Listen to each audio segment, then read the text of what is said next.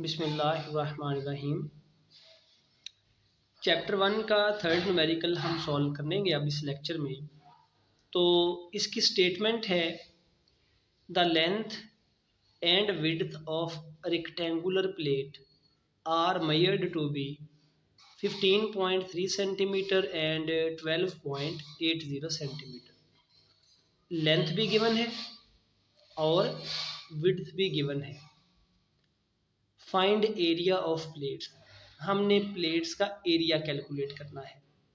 Plate का area, plate की length बता दी, विड्थ बता दी, एरिया कैलकुलेट करेंगे। तो हम सिंपली जो गिवन डाटा है वो नोट करते हैं। लेंथ गिवन है दैट इज 15.3 सेंटीमीटर्स और विड्थ गिवन है दैट इज 12.80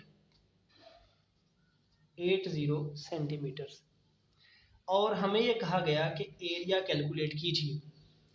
तो हम इसको बड़ी आसानी से सॉल्व कर सकते हैं। ये बहुत आसान सिंपल न्यूमेरिकल।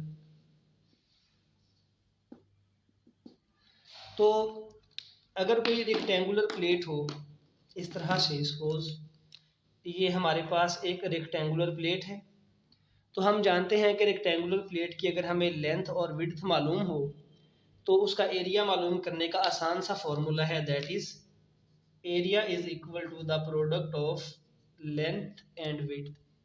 तो सिंपली इन गिवन क्वांटिटीज को मल्टीप्लाई कर दें। लेंथ है 15.3 और विड्थ है 12.80। इन दोनों टर्म्स को मल्टीप्लाई करें तो हमारे पास एरिया के लिए आंसर आएगा 195.84 और दोनों टर्म्स जब मल्टीप्लाई होंगी सेंटीमीटर में है तो यूनिट आएगा सेंटीमीटर स्क्वायर। ये हमने कैलकुलेट कर लिया दोनों टर्म्स को मल्टीप्लाई करके, लेकिन अब हमने आंसर को अप्रोप्रिएट सिग्निफिकेंट फिगर्स तक लिखना है।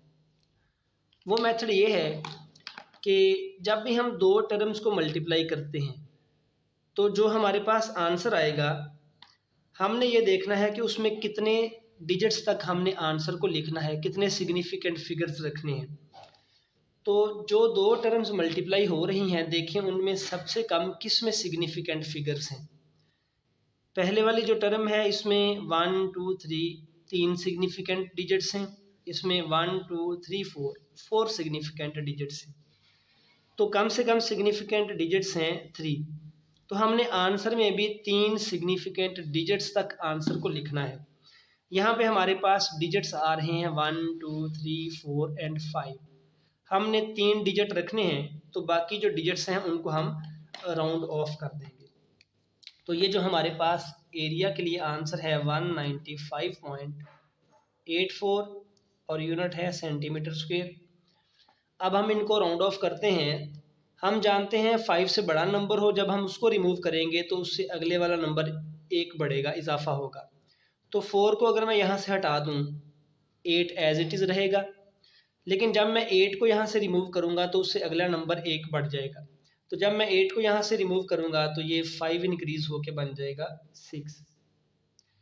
हमने क्यों राउंड ऑफ किया? क्योंकि हमने 3 सिग्निफिकेंट डिजिट्स रखने हैं आंसर में, क्योंकि हमारी सर्व होने वाली टर्म्स में सबसे कम जो डिजिट्स आ रहे हैं एक क्वांटिटी में वो हैं 3। तो ये एक रूल है आंसर को लिखने का। तो ये हमारे पास रिक्वायर्ड आंसर आ गया एरिया का दैट इज़ 196 सेंटीमीटर स्क्वायर। बहुत सिंपल न्यूमेरिकल, मल्टीप्लाई करें आंसर आ जाएगा। और कितने डिजिट्स तक आंसर रखना है ये देखें कि सबसे कम सिग्निफिकेंट फिगर्स किस रकम में है और कितने हैं। जितने हों उतनी टर्म्स तक आंसर को लिख लीजिएगा।